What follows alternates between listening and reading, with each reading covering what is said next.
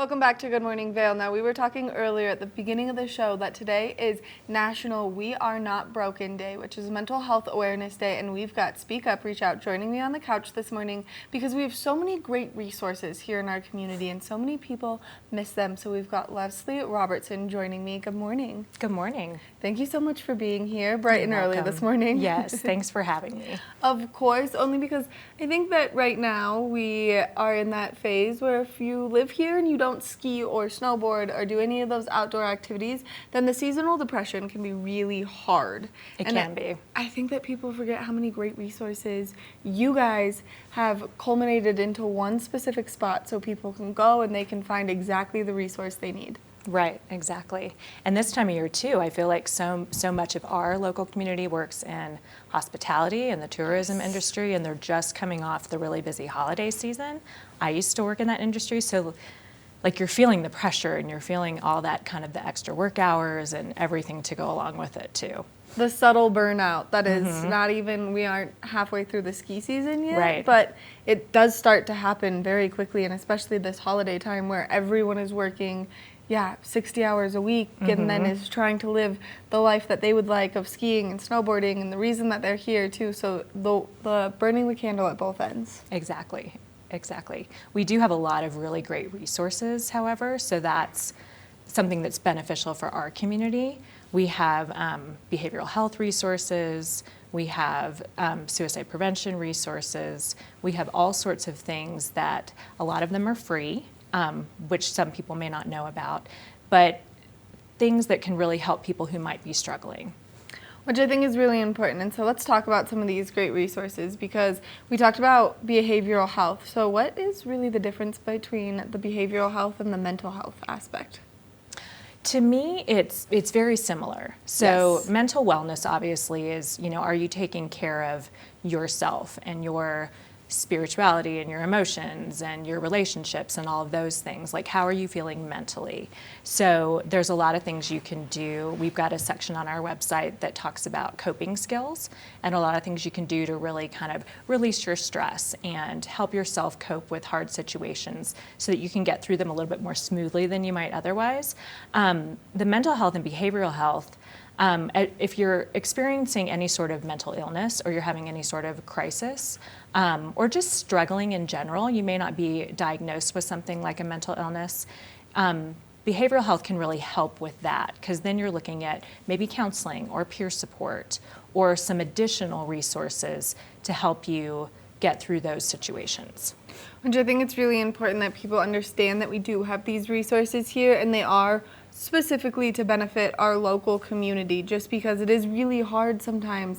And one of the biggest things, especially if you're someone who's like, I would like to go to therapy, is finding that therapist not only that's going to work for you, but that's going to work for your insurance as well. Right. And there's some challenges to that, but there are some great little tips and tricks up on the website where people can go. They can do the therapist finder, that way they can put in their insurance to help them find that therapist that's going to help them the most. Right, and if they don't have insurance, there's Olivia's Fund that we were talking about earlier. You can apply to get 6 free therapy sessions.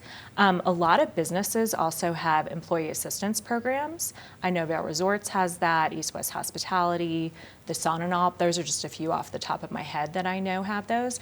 Those you can, again, generally get some free therapy sessions. So if finances are a barrier, there are ways. And if you don't have insurance, there are ways to get those therapy sessions. Which I think is really cool, that a lot of people, and especially maybe those in the restaurant industry, have a hard time getting those therapy sessions, especially with the lack of insurance that they're getting from their employers, because whether they're seasonal or whatever it is. And so this is a great way for people to understand that these resources, although they seem so far out of reach because what we've been taught for so long about insurance and making sure you have it to be able to access these, that's not the case. Right. You can get help. Yes. One of my favorite resources on Vail Health's behavioral health website is there's a behavioral health case manager. They actually have several. You can email them, you can call them. And so if you get on that website and you're thinking, I have insurance, but I don't know if my insurance will work for a therapist. I don't even know what kind of therapist to look for. Maybe I should do something else. They can really help. It's free, and they can help you navigate like what will work best for you. They can help you figure out if your insurance will cover certain things. So to me, like that's almost the best starting point because they can really take the guesswork out of it. Sometimes you get on these websites and there's so many resources, you don't even know where to start. Right. So I love that resource because they're going to help you find the things that'll work best for you and figure out how to pay for it. And if your insurance doesn't cover it, they can help you with the Olivia's Fund application. Which that makes it a lot easier because I know that I've had some friends recently that are trying to get Olivia's Fund and have struggled with the application process only because it is sometimes a little bit daunting, and especially if you're not from here or you grew up here, you know all the resources or the availability of people here. Right. That really is going to help people so substantially. And now you guys have some great resources just at SpeakUp Reach Out alone. And Right. so if people are maybe feeling in that place where they feel like they have no other option, they can always call you guys and get to the Hope Center. They actually just call the Hope Center directly, your Even Hope better. Center directly. That's our local crisis line. We also have Colorado Crisis Services number on our website, and you can either call them or text. Some people would rather text and not talk on the phone. And then we have a lot of great resources if you're having suicidal thoughts, if you know someone who's having suicidal thoughts, if you know someone who's lost someone through suicide or you have, like what are those grief support services? Also, if someone has attempted suicide, how do you support them? And then we just have, great coping skills. We have LGBTQ plus specific resources for men. That's one of our challenging populations when it comes to suicidal thoughts here, not only in our valley, but also in the nation.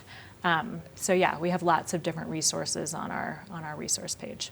Which I think is really important that people just know this. And that's why we always love when you guys come in, because I think it's so important that we share all these resources and we share that one, you are not alone. It is okay. And if you are in one of those moments where your brain is just like really fighting against you, you can call people, you can talk to the right people, and you can find the resource that's going to be the most beneficial. Definitely. And one of my favorite resources is your Hope Center. That's our local crisis line, as I was saying.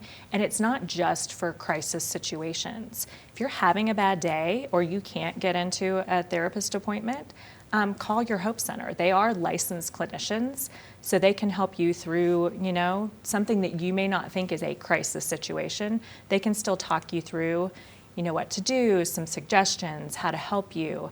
And if you know someone who's struggling and you're not sure what to do, you can call and say, hey, my friend, my family member, they're doing these things, what can I do? And they can really kind of help that situation too. To me, they're such a great resource right here in our valley. And because they're local, they know all the local resources, Yes. that you can also go to for help.